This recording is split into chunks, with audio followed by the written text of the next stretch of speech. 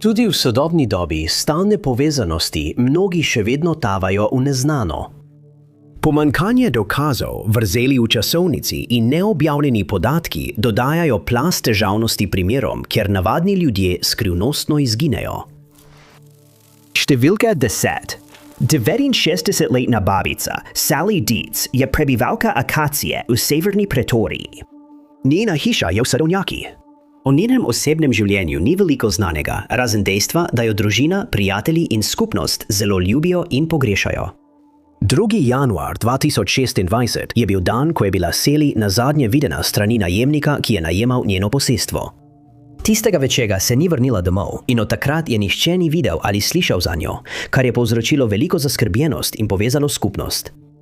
Nenadna prekinitev stikov je pri sorodnikih vzbudila strah pred najhujšim.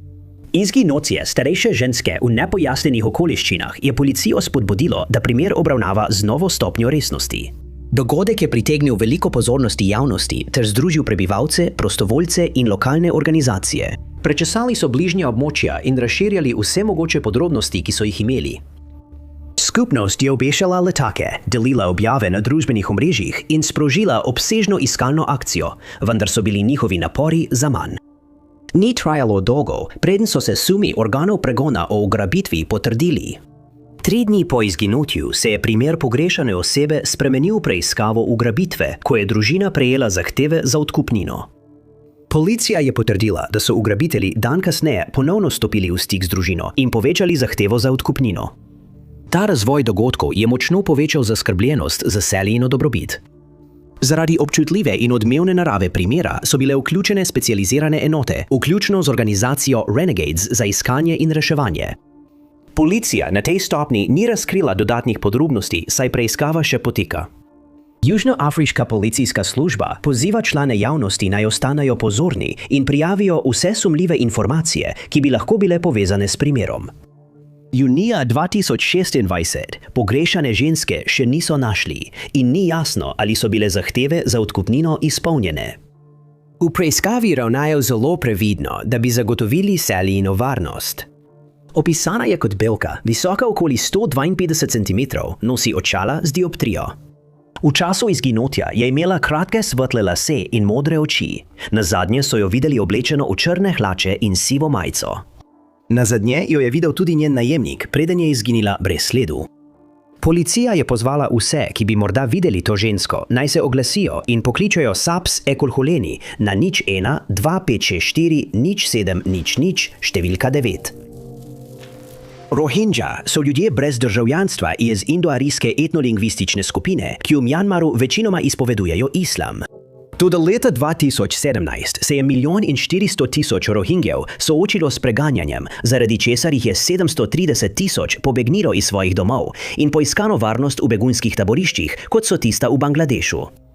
Tisoči Rohingjev bi vsako leto še naprej tvegali svoja življenja, ko so bežali pred represijo zaradi državljanske vojne v Mjanmaru in zapuščali prenatrpana taborišča v Bangladešu.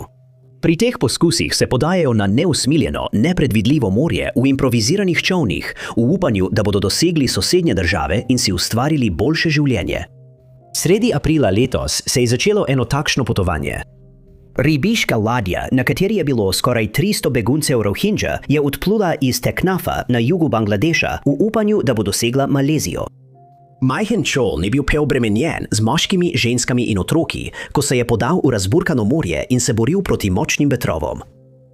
Prinatrpano plovilo ni bilo dovolj močno, da bi preneslo udarce valov ali močne vetrove, ko je plulo v Andamansko morje, zaradi česar se je prevrnilo. Ena od ladij bangladeške obalne straže je bila na poti v Indonezijo, ko je opazila nesrečo. Posadka je našla več ljudi, ki so brezupno plavali na sodih in hlodih. Uspelo jim je rešiti 9 Rohingjev, med katerimi je bila le ena ženska. 6 od teh so kasneje ugotovili, da so vpleteni v trgovino z ljudmi in so jih pridržali. Eden od preživelih je komentiral, da so plavali na vodi 63 ur. Rafiqul Islam je pojasnil, da so ga trgovci z ljudmi zvabili na čoln s tem, ko so mu obljubili službo v Maleziji. Spomnil se je, kako se je skoraj 300 ljudi oprijelo ribiške ladje, iz katere je iztekalo olje, ko se je prevrnila. 250 teh ljudi je ostalo pogrešanih, našli so le 9 preživelih. Ni jasnih znakov, ali je kateremu izmed njih uspelo priti do obale, ali pa so jih morda druge ladje pobrale in rešile iz globokih voda. Kljub vztrajnim iskalnim prizadevanjem niso našli več beguncev, ki so bili na ribiški ladji. Po besedah preživelih je bilo več potnikov zadržanih v skladiščnem prostoru plovila, kjer so ostali 4 dni, dokler se ni prevrnilo.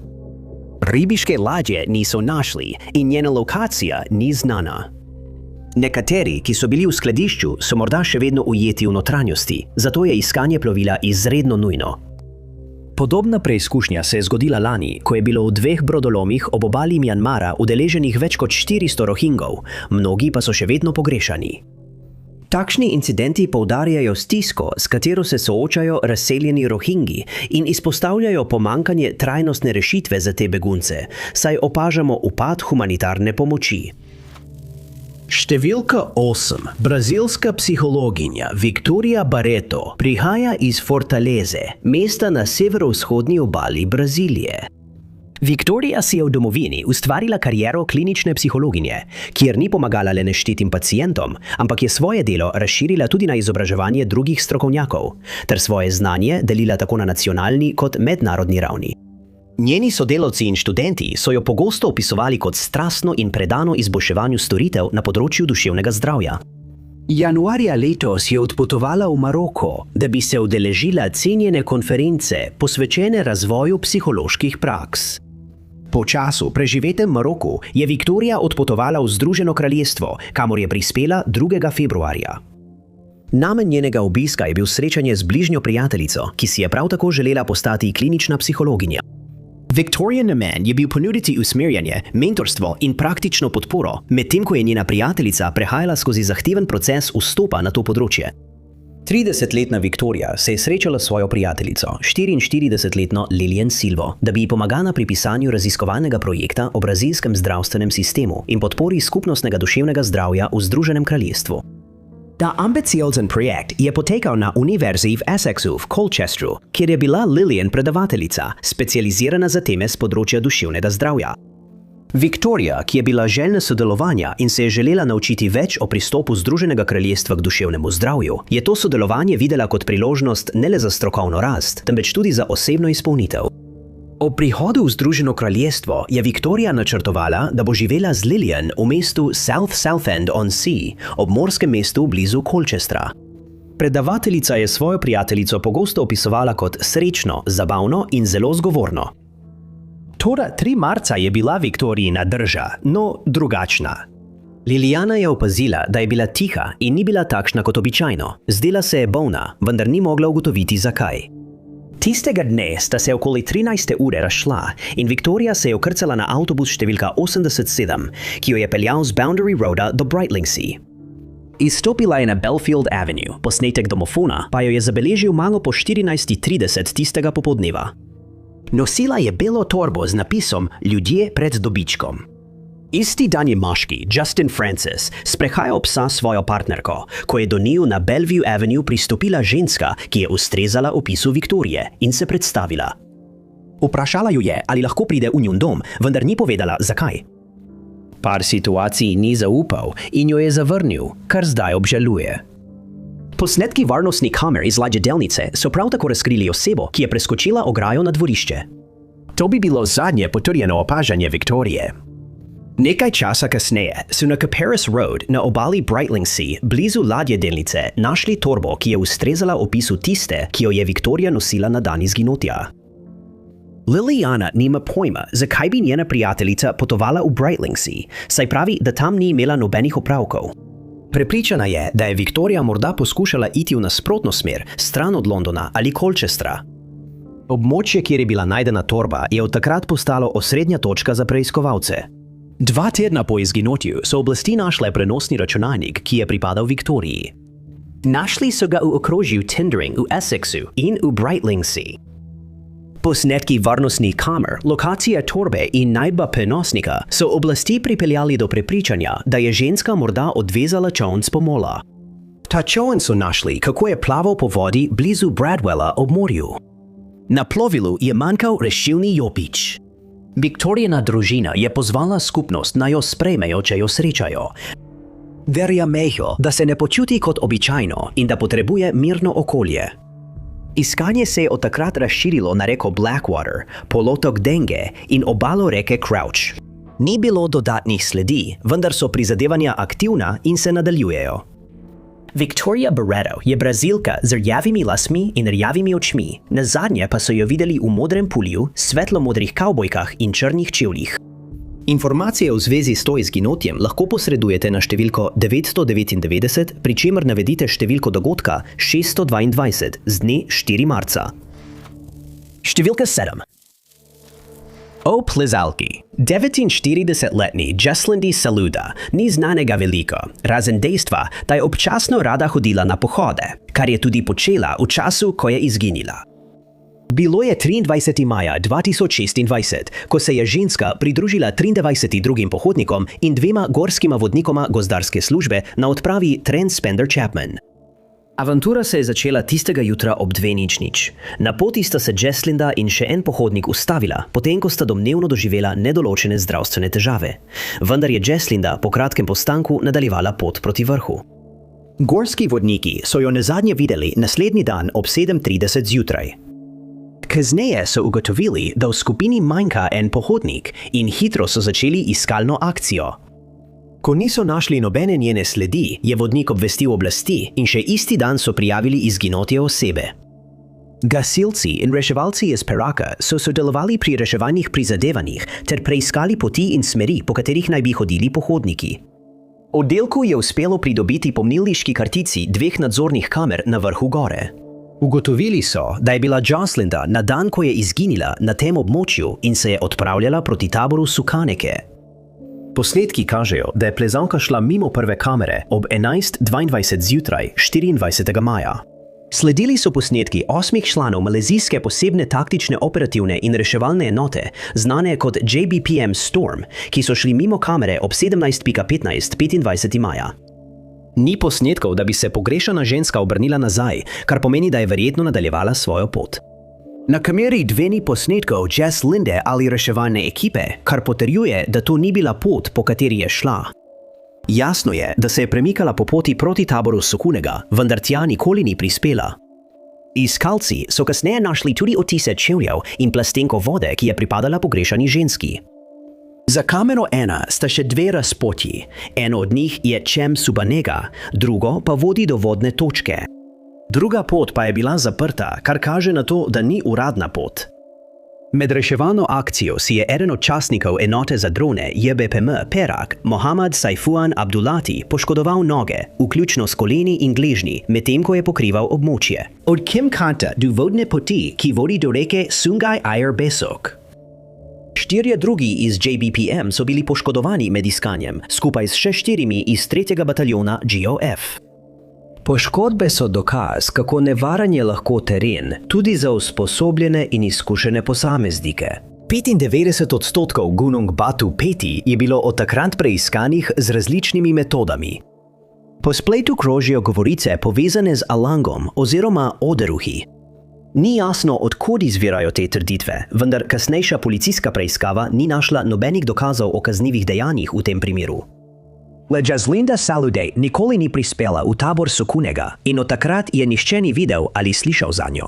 Vsakdo, ki ima informacije o okoliščinah ali o tem, kje se nahaja Jeslynda, naj pokliče gasilsko enoto Perak na številko 05 401 1094 številka 6. Morgan Williams je prebivalec okrožja Wise v Teksasu. Njeni ljubljeni jo opisujejo kot svobodnega duha. Svoj dom si deli s svojim fantom Christopherjem Folkerjem in njegovo družino. Je tudi predana mati in ljubljena članica družine. 30-letnica je znana po tem, da se že leta spopada s težavami zaradi zlorabe substanc, vendar je vedno v stiku s svojo družino. Od 15. maja 2026 pa so se stvari spremenile. Tistega dne je Morgan bil izpuščen iz zapora okrožja Parker po neznanem času zaradi neznanega razloga. Po besedah njenega fanta jo je prijatelj peljal z avtom in jo morda odpeljal v Fort Worth. Od takrat se ni vrnila v njun dom v okrožju Wise in nihče ni slišal za njo. Oseba, ki jo je pobrala iz zapora, ni bila imenovana, vendar naj bi Morgan pri njem pustila svoj mobilni telefon. Naprava je zdaj v lasti Christophera. Fant pravi, da je bil na dan, ko je bila Morgan izpuščena, v rehabilitacijskem centru, zato je ni mogel iti iskat. Nenadno izginotje Morgan ni značilno za njo, zamudila je celo načrtovan obisk pri svojem sinu. Oče pogrešane ženske, Larry, in njegova žena Karen verjameta, da se je zgodilo nekaj zelo vznemirljivega. Larry je novinarjem povedal, da podrobnosti, ki jih je prejel, niso skladne. Časovni potek in zgodbe se preprosto ne ujemajo. Tukaj nekaj manjka, vztraja. Larry opiše situacijo kot zaskrbljujočo. V želodcu ima slab občutek in ve, da je nekaj narobe. Morganova mapa primera pa je tedne ostala nedotaknjena. Po navedbah šerifovega urada okrožja Wise je bila prijava pogrešane osebe vložena pri napačni pristojnosti. Policija v Fort Worthu je prejela prijavo na Christopherjev predlog, da bi njegova punca morda odpotovala na to območje. Detektivi v Fort Worthu so primer zaprli, potem ko niso našli nobenih dokazov, da bi bila Morgan na tem območju in nobenih očividcev, ki bi jo tam videli. Šerifov urad okrožja Wise je primer prejel šele pred kratkim, potem ko je bil napačno evidentiran. Preiskujejo dogodke, vendar so tudi oni brez odgovorov. Tudi njim časovni potek in zgodbe niso smiselni. Primer je poln nasprotujočih si izjav, neodgovorjenih vprašanj in sledi, ki nikamor ne vodijo. Družina se obrača na javnost za kakršnokoli še tako majhno informacijo. Vsak namig bi lahko bil tisti, ki pomaga oblastem razvozlati, kaj se je zgodilo z Morgan in jo vrniti njenim najdražjim. Pogrešana mati je opisana kot belka z rjavimi lasmi in rjavimi očmi. O njeni preteklosti ali o območjih, s katerimi bi lahko bila povezana, ni veliko znanega. Ni bilo ugotovljeno, kaj je nosila, ko so jo nazadnje videli, in od njenega izginotja niso poročali o nobenih opažanjih. Za vse informacije lahko kontaktirate kaplarja Mosleya na šerifovem uradu okrožja Wise na številki 940 627 5971.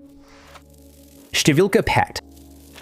60-letni Jason Coffrin ima veliko izkušenj v naravi in je opisan kot navdušen pohodnik, ki je fizično pripravljen in atletski. Konec maja se je pohodnik odpravil na pohod v območje jezera Tahoe v Kaliforniji ob prazniku Memorial Day. Natančneje, odpravil se je na enodnevni ogled v nacionalnem gozdu El Dorado. Med pohodom je ostal v stiku s prijatelji in družino ter jim ves čas sporočal, kje se nahaja. 25. maja 2026 se je Jason odpravil iz jezera Fallen Leaf in se namenil v območje Desolation Wilderness. Divjina Desolation v narodnem gozdu El Dorado obsega 63.960 akrov subalpskega in alpskega gozda, granitnih vrhov, ledeniških dolin in jezer. Nahaja se tik severno od avtoceste 50 v okrožju El Eldardo in je priljubljeno pohodniško območje, za obisk katerega je potrebno pridobiti dnevno ali nočno dovoljenje. Jason je močno prekoračil svoj predvideni čas, kar je sprožilo opozorilo o prepozno vrnjenem pohodniku in na območje so bili poslani lokalni policisti ter reševalci v upanju, da ga hitro najdejo. Preiskovalci menijo, da je bil morda v bližini območja Angora Peak okoli 11 ure dopoldne 25. maja. Zato pozivajo druge pohodnike, naj jih kontaktirajo, če so videli pogrešanega moškega. Njegov zadnji znani stik je bil istega dne okoli 16 ure. Takrat naj bi se odpravljal iz območja jezera Fallen Leaf proti divjini Desolation. Ko je Jason prehajal na naslednje območje, so se vremenske razmere nenadoma začele spreminjati. Razmere so se iz jasnih spremenile v vetrovne in hladne. Naslednji dan je letališče South Lake Tahoe doživelo sneg in meglo. Visoke nadmorske višine, ki jih je morda doživel Jason, bi doživele najslabše iz nepredvidljivega vremena, zaradi česar je bil njegov položaj še posebej resen. Za 60-letnega moškega so sprožili obsežno iskalno akcijo, pri kateri je sodelovalo skoraj 200 ljudi v iskalno-reševalni akciji. V neusmiljeno iskanje je bilo vključenih več kot 2 ducata agencij in skupnostnih partnerjev, vključno s kalifornijsko letalsko nacionalno gardo. V prizadevanja so bili vključeni tudi številni prostovoljci na terenu in v vozilih, skupaj s helikopterskimi ekipami in K9 enotami. Iskalni in reševalni strokovnjaki z izkušnjami na visokih nadmorskih višinah so se prav tako pridružili iskanju in so opremljeni za premagovanje zahtevnega in zapletenega terena. Jason Coffrin je opisan kot bel moški, visok 188 cm in težak 68 kg. Ima rjave lase in laskove oči. Čeprav ni znano, kakšna oblačila je nosil ob izginotju, oblasti domnevajo, da je morda nosil kaki kratke hlače in belo-modro srajco z dolgimi rokavi. Informacije o tem pogrešanem moškem ali okoliščinah njegovega izginotja lahko posredujete šerifovemu uradu El Dorado na številko 530 621 6600, sklican na številko primera 263 613. Številka 4. 30. 31-letni Mason Boulay je prebivalec mesta Waltham v zvezni državi Massachusetts. Mason je med prijatelji in družino znan kot zasebna oseba, nekdo, ki ima rad svojo zasebnost, vendar je nasplošno prijazen do tistih, ki so mu blizu. Potrebuje nedoločena zdravila in trpi za nerazkrito duševno motnjo, ki je občasno povzročala skrb tistim, ki mu stojijo ob strani. 25. aprila tistega leta so Masona nazadnje videli, ko je zapustil svoje bivališče blizu ulice Cedar v območju Warrendale. Tisti dan je Mason v naglici zapustil hišo brez svojih osebnih stvari, vključno z denarnico, telefonom in potrebnimi predpisanimi zdravili, kar je le še povečalo zaskrbljenost njegovih bližnjih. Ni jasno, kdo je bil zadnja oseba, ki je videla Masona ali kakšno je bilo njegovo duševno stanje ob odhodu. Vendar pa so nekateri namignili, da bi lahko Mason doživljal duševno krizo iz neznanih razlogov. Pogrešani moški se ni vrnil domov in nihče ga od takrat ni videl ali slišal zanj.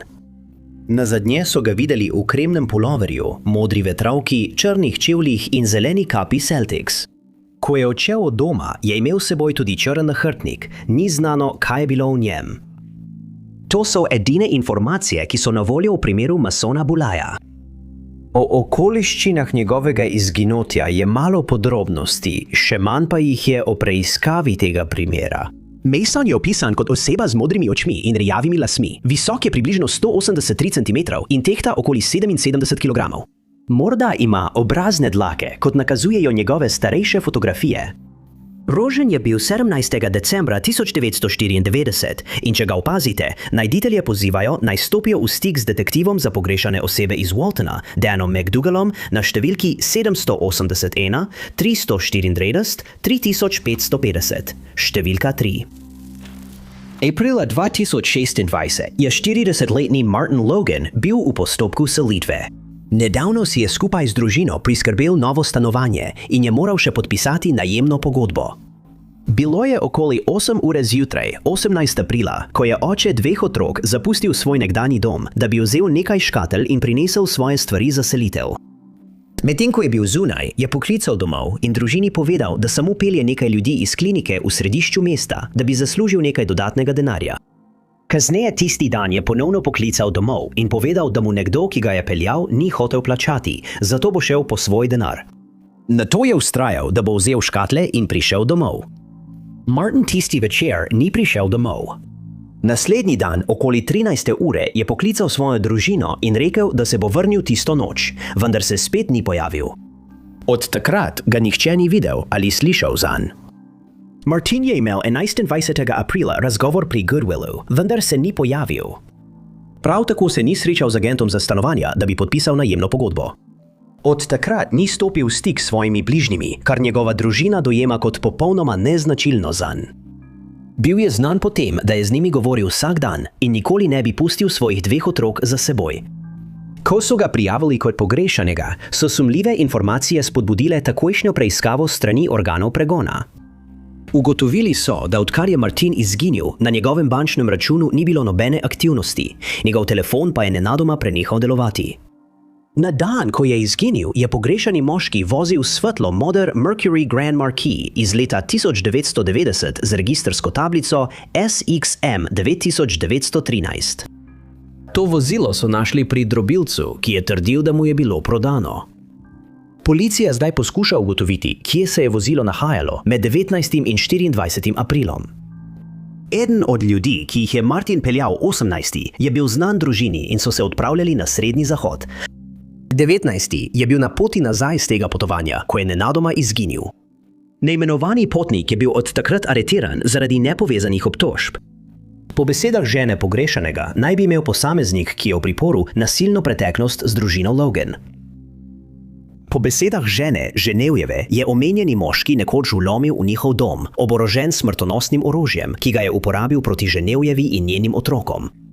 To je dogodek, ki je spodbudil selitev. Policija verjame, da imajo lahko tudi druge informacije o tem, kaj se je zgodilo v trenutkih pred izginotjem. Moški ni bil imenovan kot oseba, ki bi bila zanimiva za preiskavo, in ni jasno, ali je policija identificirala kateregakoli drugega potnika. Martin Logan je opisan kot Afroameričan z delno sivimi lasmi in rjavimi očmi. Visok je 6 čelov in 4 palce, ter tehta med 200 in 245 funtov. Znano je, da nosi očala s črnimi okvirji in ima 3 dolge brazgotine na hrbtu. V času, ko je izginil, je imel Martin kratko brado in brke. Znano je bilo, da si je lase spletal v kite. Ima več tetovaž, vključno z imeni Sebastian, Sule in Genevieve na prsih. Prav tako ima več neopredeljenih tetovaž na rokah in obrazu. Informacije o tem, kje se nahaja ali o okoliščinah v zvezi s tem primerom, lahko posredujete policiji v Richmondu na številko 804 646 5100. Številka primera agencije je navedena kot 202 624 24 263. Številka 2. 75-letna Alma Fowler je prebivalka mesta Camden v Tennesseeju. Živi v Harrington Place, domu s pomočjo, ki ga imenuje svoj dom že 8 let. Njena družina navaja, da je neverbalna, čeprav občasno odgovori na vprašanja z da ali ne. Govori z močnim filipinskim naglasom, kar lahko oteži razumevanje. Alma ima nekaj težav s sluhom, vendar noče nositi slušnih aparatov. Poleg tega pa je trpela za zdravstvenim stanjem, ki zahteva dihalne terapije. Zvečer 11. februarja 2026 je šerifov urad okrožja Benton prejel telefonski klic iz Harrington Place. Osebje je prijavilo izginotje Alme Fowler, ki je ni bilo v njeni sobi in je niso nikjer našli. Oddelek prejme klice iz takšnih ustanov vsaj 4-krat na leto. Pogosto pogrešane stanovalce varno najdejo na območju ali v okolici ustanove. V primeru Alme pa ni bilo mogoče najti nobene sledi za njo. Nazadnje so jo videli tistega dne okoli 11:30 dopoldne. Kosila je v jedilnici, nato pa se je vrnila v svojo sobo. Med popoldanskimi pregledi sob pa je član osebja opazil, da je ni bilo tam. Sprva so domnevali, da je v lastni kopalnici, vendar niso potrkali, da bi to preverili. Ob 17:30 je osebje ustanove stopilo v stik z oddelkom, ko so odkrili, da Alma ni v svoji sobi. Do takrat je bilo že temno in mrzlo. Organi pregona so prišli na kraj dogodka in 1 uro preiskovali območje, vendar brez uspeha. Policisti so stopili v stik z drugimi agencijami, ko so ugotovili, da to ni primerljivo s prejšnjimi primeri. Iskalne ekipe, psi, droni in helikopteri so preiskali 550 akrov, vendar niso našli nobenih sledi. Preiskali so tudi bližnje jezero Blackburn. Tudi v blatnem območju blizu objekta niso našli nobenih stopinj, toplotne kamere pa so zaznale le divje živali. Preiskovalci so v Almini sobi našli njeno torbico, oblačila in vsa njena zdravila. Ni bilo nobenih znakov, da bi nameravala kam iti in s seboj ni vzela ničesar. Če je dalj časa brez zdravil, lahko doživlja hude halucinacije. Objekt je opremljen z notranjimi in zunanjimi kamerami. Vsaka soba pa ima opozorilni sistem, ki obvesti recepcijo, ko stanovalci zapustijo svoje sobe. Domnevno nobeno teh varnostnih ukrepov ni bil v času izginotja v funkciji. Osebje je predlagalo, da so sistem izklopili, ker so stanovalci postali paranoični. Iskanje Alme se je od takrat razširilo na Kentucky z omejenimi iskalnimi napori, ki so še vedno osredotočeni na in okoli Harrington Place. Zaradi občutljive narave preiskave niso bile objavljene nobene dodatne informacije v zvezi z izginotjem. Alma Fowlerjeva je opisana kot visoka 4 čevlje in 10 palcev, ter tehta 110 funtov. Je filipinskega rodu in so jo nazadnje videli oblečeno v zeleno napihnjeno jakno, rjave kavbojke, bele snežne škornje in bel naglavni trak. Informacije o njeni lokaciji lahko posredujete šerifovemu uradu okrožja Benton na številko 731 584 4632. Številka 1. Čeprav Tajvan morda ni veliko letel z večnamenskimi lovci F-16, Fighting Falcon je postal prva država, ki je uvedla bojne pripravljene F-16. Prav ta tip letala je med nočno vadbeno misijo v začetku januarja 2026 pilotiral kapitan Sin Po Ji iz tajvanskih zračnih sil. Sin in enosedežni lovec s številko na repu 6700 sta vzletela z letalske baze Hua Hualien 6. januarja ob 18:17. Letalo je med vadbeno rutino letelo proti jugu skupaj s skupino drugih F-16. Ko je vstopil v oblačnost nad severovzhodnim območjem Tajvana, se je Sin oddaljil od skupine. Preostali lovci so se odpravili na svoje lastne misije. Približno v tem času je kapitan vzpostavil stik s kontrolo letenja in poročal, da letalo izgublja višino. Ob 19:28 tistega večera je ponovno stopil v stik z nadzorno sobo in nakazal, da se pripravlja na izstrelitev iz F-16. Nekaj sekund kasneje je signal letala izginil z radarja, ravno ko je letelo ob obali občine Feng Bin. Ko je po radiju sporočil kontroli na tleh, je Sin letel na višini 2600 čevljev. 8 sekund kasneje, tik preden je bil signal izgubljen, zapisi kažejo, da je letalo padlo na 1700 čevljev. Takoj je letalska sila začela iskalno-reševalno akcijo in vzpostavila center za nujne primere.